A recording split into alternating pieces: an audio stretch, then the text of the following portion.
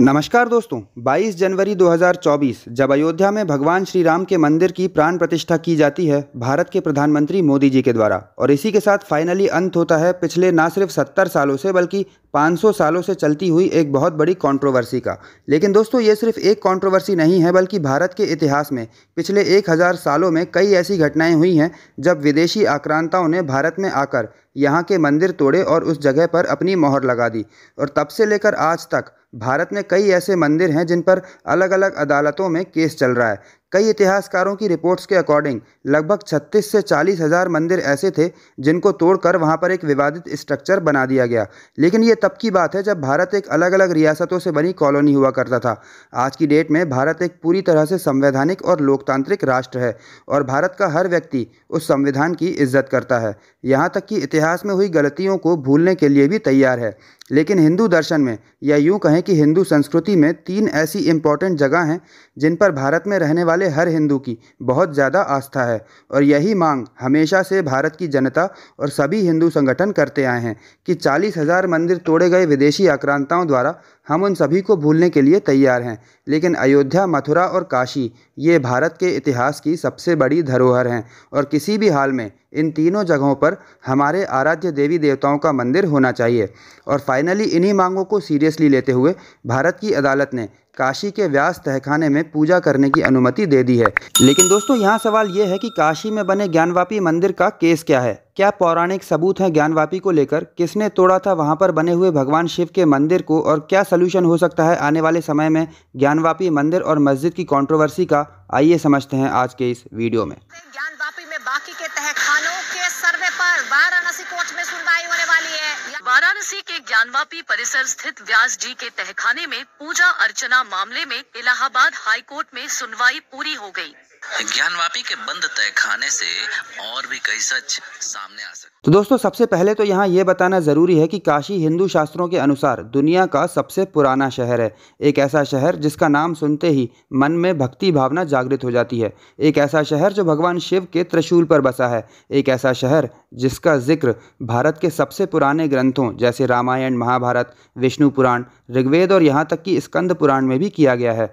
और इसी से आप अंदाज़ा लगा सकते हैं कि ये नगरी कितनी पुरानी है।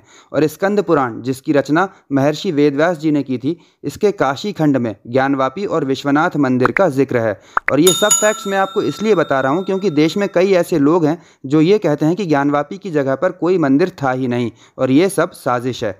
तो ऐसे लोगों की जानकारी के लिए बता दूं कि जितनी पुरानी काशी नगरी है उतने पुराने तो इस पृथ्वी पर कुछ मजहब भी नहीं है। और इसके पहले कि हम बात करें आर्कियोलॉजिकल सर्वे ऑफ इंडिया यानी ASI की रिपोर्ट की, उसके पहले ये जान लेते हैं कि काशी और ज्ञानवापी को लेकर हमारे पुराणों में क्या कहा गया है। तो दोस्तों, जिस स्कंद पुराण की हमने बात की, जिसके बारे में ये कहा जाता है कि 5वीं से 8वीं शताब्दी के बीच का है, तो इसी स्कंद पुराण के काशी खंड के 34वें अध्याय के 36वें श्लोक से 39वें श्लोक तक ज्ञानवापी मंदिर का जिक्र है, जिसमें ये साफ लिखा है कि विश्वेश्वर के दक्षिण में ज्ञानवापी स्थित है और नंदी का मुंह जिस तरफ देख रहा है, इसका मतलब ही ये है कि शिवलिंग वहीं पर है। इसके अलावा जिस ज्ञानवापी मंदिर पर विवाद है, उस ज्ञानवापी शब्द का अर्थ है ज्ञान का कूप।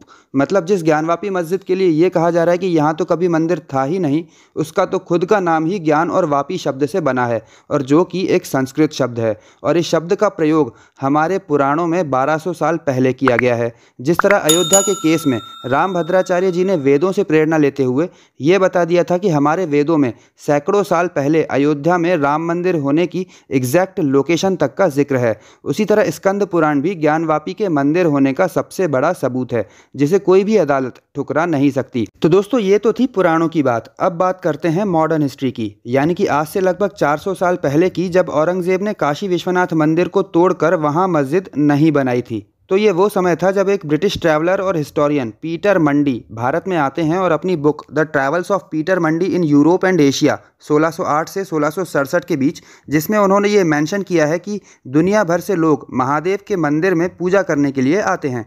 यहाँ एक बड़ा सा पत्थर पूजा करने के लिए रखा हुआ है और उस पर लोग दूध और गंगा जल चढ़ाते हैं। दोस्तों, ये बुक इंटरनेट पर इजीली आपको PDF फॉर्म में मिल जाएगी, वहाँ आप डिटेल में इसे पढ़ सकते हैं। दोस्तों, वीडियो में यहाँ तक जानबूझकर मैंने आपका इतना टाइम लिया ताकि ये इस्टेब्लिश कर सकूँ कि ज्ञानवापी मस्जिद की जगह मंदिर ही था और इसकी गवाही से पूरा इतिहास भरा पड़ा है। अभी मैंने ASI की रिपोर्ट का तो जिक्र ही नहीं किया, अभी तो सिर्फ हिस्टोरिकल फैक्ट्स ही बताए हैं, लेकिन अब बात करते हैं इस मंदिर पर हुए हमलों की। तो दोस्तों, इस मंदिर पर सबसे पहला जो हमला हुआ वो था 12वीं शताब्दी में, जो किया था 1194 में मोहम्मद गौरी के सेनापति कुतुबुद्दीन ऐबक ने। कुतुबुद्दीन ऐबक जब कन्नौज के राजा जयचंद को हराते हैं तो इसके बाद वो बनारस जाते हैं, और कहा जाता है कि बनारस पहुंचकर इन लोगों ने कई सारे मंदिरों को गिराया, और इसी दौरान इन्होंने काशी के विश्वनाथ मंदिर पर भी हमला किया और उसे ध्वस्त कर दिया। इसके बाद इल्तुतमिश के वक्त भारत के कई हिंदुओं ने मिलकर इस मंदिर को फिर से बनवाया। इसके बाद शर्की सल्तनत का राज आ गया, और इसी शर्की सल्तनत के तीसरे सुल्तान महमूद शाह शर्की ने साल 1436 में फिर से यानी दूसरी बार इस मंदिर को तोड़ा। अगले लगभग 125 साल तक वहाँ कोई मंदिर नहीं था। फिर भारत में जब अकबर का राज आया और अकबर के ही 9 रत्नों में से एक टोडरमल जी के बेटे ने इस मंदिर को फिर से बनवाया। इसके बाद 1632 में शाहजहां ने इस मंदिर को तोड़ने के लिए फिर से सेना की एक टुकड़ी भेजी, लेकिन भीड़ के भारी विरोध के बाद उस सेना को वहां से लौटना पड़ा। लेकिन कुछ समय बाद जब शाहजहां की बीमारी बढ़ने लगी और शाहजहां का बेटा औरंगज़ेब जब अपने सारे छोटे भाइयों को मारने के बाद गद्दी पर बैठा, तो ये कहा जाता है कि औरंगज़ेब मुग़ल साम्राज्य का सबसे कट्टर और हिंदू विरोधी शासक था। और जब औरंगज़ेब को दिल्ली और उसके आसपास के गुरुकुल और हिंदुओं के सांस्कृतिक और धार्मिक इंस्टीट्यूशंस का पता चला, तो उसने तुरंत इन सभी गुरुकुलों और धार्मिक इंस्टीट्यूशंस को गिरवा दिया। वहीं औरंगज़ेब, जिसने अपने 50 साल के शासन में भारत में ही हिंदुओं पर जजिया टैक्स लगवाया, वही औरंगज़ेब जिसने छत्रपति संभाजी महाराज, गुरु गोविंद सिंह और चारों बेटों को दीवार में जिंदा चुनवा दिया, वही औरंगज़ेब जिसने भारत भर में सैकड़ों मंदिर तोड़े, और उन्हीं मंदिरोरों में से एक था काशी का विश्वनाथ मंदिर, जिसको तोड़ने का फरमान आज भी कोलकाता की डिस्ट्रिक्ट लाइब्रेरी में सुरक्षित है। लेकिन 1669 में इस मंदिर को तीसरी बार तोड़ने के 100 साल बाद यानी 1777 से 1780 के बीच इंदौर की महारानी देवी अहिल्याबाई होलकर ने इस मंदिर की ज़मीन को खरीद कर वहाँ फिर से मंदिर बनवा दिया, जिस पर पंजाब के महाराजा रंजीत सिंह ने सोने का छत्र लगवाया। फिर ग्वालियर की महारानी बहजाबाई ने ज्ञानवापी का मंडप बनवाया, और नेपाल के महाराजा ने वहाँ पर विशाल नंदी की प्रतिमा स्थापित कर दी। अब यहाँ नंदी की प्रतिमा का मुख उल्टा होने का रीज़न यही है कि पहले जहाँ मंदिर था वहाँ मस्जिद बना दी गई।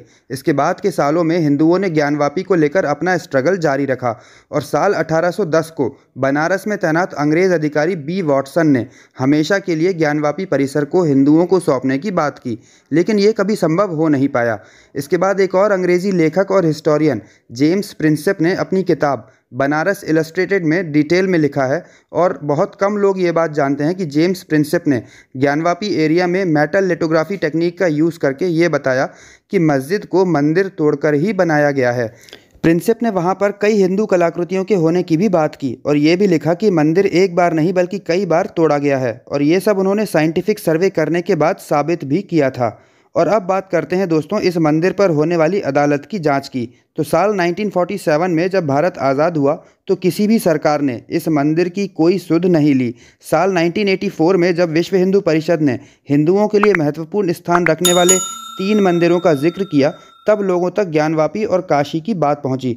लेकिन उस समय आंदोलन का सारा ध्यान अयोध्या पर लगा हुआ था। लेकिन साल 1991 में पहली बार स्वयंभू भगवान ज्योतिर्लिंग विश्वेश्वर की तरफ से अदालत में ज्ञानवापी को लेकर मंदिर में पूजा करने की परमिशन लेने के लिए पेटिशन लगाई गई। लेकिन अब जब अयोध्या, मथुरा और काशी के मामले तेज़ हो रहे थे, तो उस समय की कांग्रेस सरकार प्लेसेस ऑफ वर्शिप एक्ट लाकर ये कानून ले आई कि 1947 के बाद किसी भी धार्मिक स्थल के प्रारूप में कोई बदलाव नहीं किया जा सकता। 1998 में जब ये मामला बनारस की सिविल कोर्ट में पहुंचा, तो मुस्लिम पक्ष हाई कोर्ट चला गया और कहा कि ये प्लेसेस ऑफ वर्शिप एक्ट का उल्लंघन है, और इसके बाद हाई कोर्ट ने सिविल कोर्ट की सुनवाई पर रोक लगा दी। इसके 22 सालों बाद तक इस मामले पर कोई सुनवाई नहीं हुई। क्या आप इमेजिन कर सकते हैं दोस्तों कि ये जो मामला लगभग 400 साल पुराना है, उस पर आज से 5 साल पहले तक कोई हलचल नहीं हुई थी। इसके बाद साल 2019 में भगवान विश्वेश्वर जी की ओर से विजय शंकर रस्तोगी जी ने कोर्ट में याचिका लगाई, जिसमें उन्होंने पूरे ज्ञानवापी परिसर में एएसआई जांच की मांग की, लेकिन साल 2020 में हाई कोर्ट ऑफ इलाहाबाद ने सिविल कोर्ट की कार्यवाही पर रोक लगा दी। लेकिन साल 2020 में ही रस्तोगी जी फिर से निचली अदालत में चले गए। फिर साल 2021 में हाई कोर्ट की रोक के बाद भी सिविल कोर्ट ने मामला दोबारा खोल दिया और एएसआई के सर्वे की परमिशन दे दी। इसके बाद मुस्लिम पक्ष ने फिर से हाई कोर्ट में अपील कर दी और हाई कोर्ट ने फिर से सिविल कोर्ट की कार्यवाही पर रोक लगा दी। इसके बाद अप्रैल 2021 में कुछ महिलाओं ने सिविल जज के सामने याचिका लगाकर श्रृंगार गौरी मंदिर में पूजा करने की परमिशन मांगी और साल 2022 में सिविल कोर्ट ने ज्ञानवापी परिसर में एएसआई सर्वे और वीडियोग्राफी करने की इजाज़त दे दी। इस पर मुस्लिम पक्ष की तरफ से फिर से हाईकोर्ट में याचिका लगाई गई, लेकिन इस बार उनकी याचिका रिजेक्ट हो गई। इसके बाद पिछले 2 सालों में हिंदू पक्ष ने सिविल कोर्ट से विवादित जगह को सील करने को कहा। इसके बाद सुप्रीम कोर्ट ने उस जगह पर जहां शिवलिंग मिला था उस जगह को सुरक्षित करने का आदेश दे दिया। सितंबर 2022 में उन महिलाओं की अर्जी को भी एक्सेप्ट कर लिया गया जो कि ज्ञानवापी परिसर में श्रृंगार गौरी की पूजा करने की मांग कर रही थी।